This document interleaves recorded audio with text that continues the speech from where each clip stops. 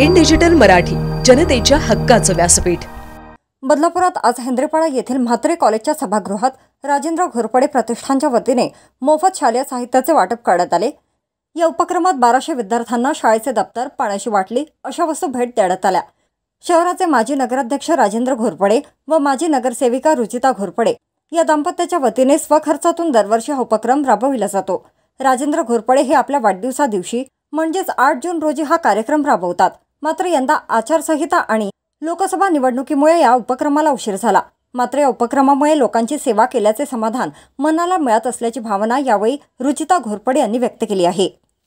राजेंद्र घोरपडे प्रतिष्ठानतर्फे आम्ही मागील 20 वर्षापासून गरजू आणि गरीब विद्यार्थ्यांना अनेक प्रकारच्या शालेय उपयोगी वस्तूंचं वाटप करत असतो। आमचा हेतू असाच आहे की सध्याच्या महागाईच्या परिस्थितीमध्ये गरजू आणि गरीब विद्यार्थ्यांना मदत व्हावी, हाच आमचा हेतू आहे। स्कूल बॅग असेल, वह्या वाटप असतील, पुस्तकं वाटप असतील, रेनकोट वाटप असतील, अशा अनेक शालेय उपयोगी वस्तू आम्ही या ठिकाणी करतो। खरं तर यंदा मी माझ्या वाढदिवसाच्या निमित्ताने हा सगळा कार्यक्रम करत असतो।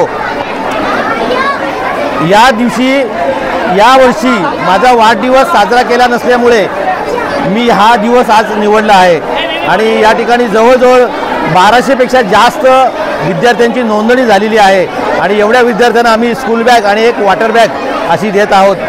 त्याचा एक आम्हाला आनंद होत आहे। राजेंद्र घोरपडे सामाजिक प्रतिष्ठानतर्फे दरवर्षीच आम्ही विविध उपक्रम राबवत असतो। जून महिन्याच्या सुरुवातीला दरवर्षी आम्ही 8 जूनला मुलांसाठी शालेय वस्तूंचं वाटप ठेवत असतो। यावर्षी राजेंद्र घोरपडे साहेबांनी वाढदिवस साजरा न केल्या कारणाने आमचा हा उपक्रम थोडासा 15 दिवस पुढे गेला। त्या निमित्तानेच आम्ही इथे आज मुलांना शालेय वस्तू म्हणजे स्कूल बॅग आणि वॉटर बॉटलचं वाटप ठेवलं। आमचा हेतू एवढाच आहे की मुलांप्रती आम्ही प्रत्येक म्हणजे पिढीच्या लोकांसाठी आम्ही कार्यरत आहोत। महिलांसाठी, पुरुषांसाठी, युवकांसाठी, युवतींसाठी, तसंच ही शाळेची छोटी शाळेची मुलंसुद्धा ह्यांच्यासाठी आम्ही उपक्रम राबवत असतो। आज आम्ही हा बॅग वाटपचा कार्यक्रम जो ठेवला आहे, आत्तापर्यंत 700 मुलांनी बॅग्स घेऊन गेलेल्या आहेत। अजूनही तुम्ही आजूबाजूला गर्दी बघतच आहात आणि आम्ही आधी नोंदणी करायला सांगितली होती, त्यांना त्याबद्दल कुपन्स दिले होते।